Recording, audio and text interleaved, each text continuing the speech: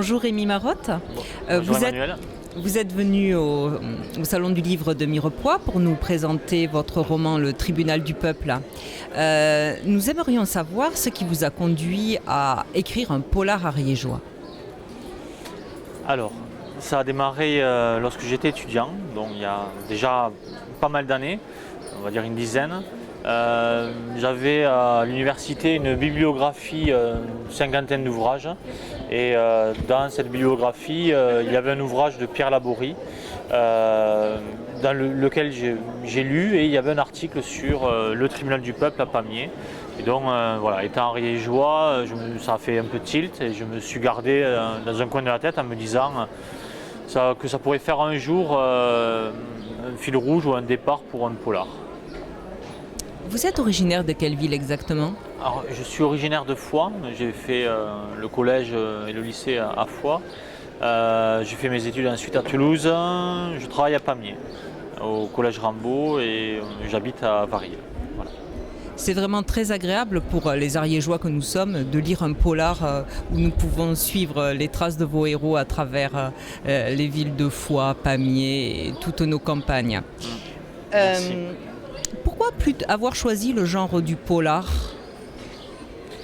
Alors pourquoi Parce qu'il me semblait que cette histoire du tribunal du peuple, cette période un peu historique, pouvait porter sur le polar. En plus, la ville de Pamiers, entre ses différentes églises,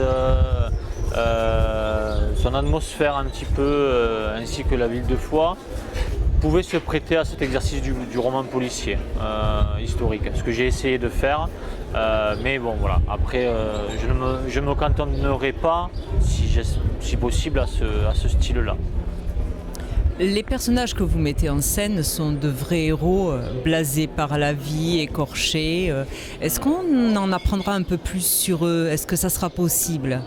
Alors là, j'ai terminé un autre roman qui est en lecture en ce moment à la maison d'édition. C'est TDO Édition, une édition qui est basée à côté de Perpignan, une maison d'édition catalane. Et donc voilà, j'attends leur retour. Mais dans tous les cas, dans ce deuxième manuscrit, en effet, on en saura plus sur Erwan. Qui il est, pourquoi c'est un étranger qui découvre l'Ariège, mais il a un prénom breton, il n'est pas français, on ne connaît pas son nom de famille, on ne sait pas qui il est, d'où il vient, etc. Donc on creusera ce personnage-là, ainsi que la commissaire Melvin qui vient de Paris, où on en saura un petit peu plus sur elle, sur sa vie, ses états d'âme, etc. Voilà. Mais sachant que le deuxième livre peut se lire totalement indépendamment du premier. Il me tarde déjà de découvrir ce qui va les concerner. Est-ce que vous envisagez éventuellement d'autres tomes ou est-ce que vous, d'ores et déjà, pour vous, c'est non ? Alors, peut-être éventuellement un troisième, mais après c'est difficile à dire. C'est difficile à dire. Peut-être que je m'essaierai à des romans peut-être plus classiques, des essais. Mais voilà, je ne sais pas de quoi demain sera fait. Je trouve votre style très efficace et vous êtes professeur d'histoire géo. Vous avez une passion pour la littérature ? Alors, j'ai toujours aimé lire, aimé écrire des histoires, bon, grâce à mes parents, ma mère notamment, mais aussi mes anciennes institutrices, professeurs au collège. Et du coup, voilà, j'ai essayé d'avoir un style direct, oui. Parfois un peu percutant. Concis, percutant, efficace. J'ai essayé d'aller dans ce style-là. Peut-être aussi parce que je n'ai pas les moyens de faire un style aussi peut-être plus développé, etc. Mais voilà, je trouvais que pour le polar, Moi, je trouve style-là que votre style s'adapte très bien au polar. Du moins, j'ai essayé. Eh bien, je pense que c'est un pari gagné. Vos personnages déambulent dans les rues de Foix, vos descriptions sont abondantes et porteuses de sens.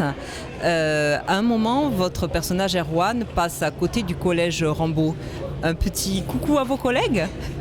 Oui, en effet, c'était un clin d'œil à mes collègues de la salle des professeurs, puisque en effet, dans cette rue, il y a des fenêtres qui donnent directement sur la salle des professeurs. Et parfois, on est bruyant, on parle beaucoup, et du coup, c'était la possibilité de leur faire un clin d'œil amical lors de ce passage. Eh bien, merci beaucoup Rémi Marotte Merci à vous. pour tous vos renseignements et j'espère que ça sera victorieux tout ça. Espérons.